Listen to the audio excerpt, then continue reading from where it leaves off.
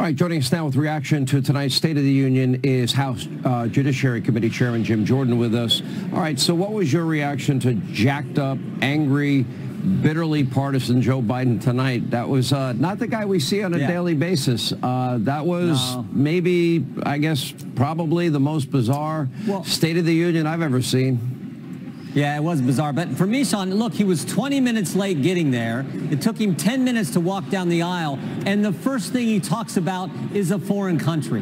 It's the state of our union. And the first thing you're going to talk about as president of the United States is Ukraine. I just didn't get that. And then, of course, he goes right into the political thing, right into January 6th, right into the abortion issue. I mean, you're exactly right. It was a strange speech. It was a weird speech, certainly a political speech designed to go directly to the hard left of their party.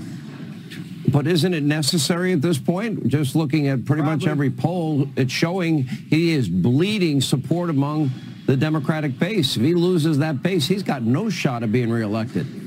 Well, and I thought what Senator Rubio said was right on target. If he keeps talking like this, President Trump is going to win, I think, going away. Because tell me what in that speech connected with regular Americans. Where was the talk about really solving the border crisis? Where was the talk about bringing down prices? Where was the talk about going back to $2 gas like we had under President Trump? I mean, and then the strange stuff. Putting this pier, putting this port in Gaza. I mean, think about what that says to our best ally, our dearest and closest friend in the state of Israel. Hey, Israel, we want you to win, but we're going to put in a pier to get supplies to your enemy. What is that? I mean, there's literally one of the strangest things I've ever heard from the commander-in-chief, from the president of the United States, to our best ally. So I just didn't get it all. But it's, I guess maybe that's Joe Biden. I don't get much of what he's done in 3 years and 47 days as the president of our country.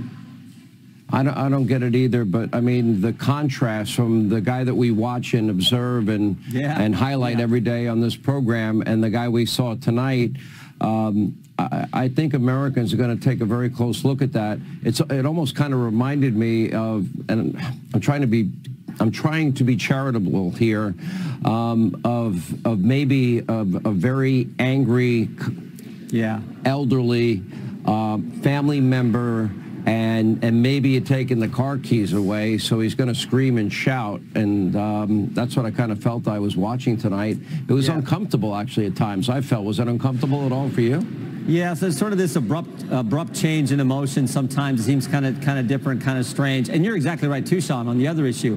It is Laken Riley, not Lincoln, and we should remember that because it's his policies that led to this tragedy that happened in Georgia to this young lady and what her family is now having to deal with. So the country gets it. There's a reason why across parties, Republican, Independent, Democrats, across the polling, it shows that this is the #1 issue, even greater than this ridiculous inflation that American families are having to deal with. That is an important issue, and he did not address that until late in the speech, and it wasn't a real solution at all.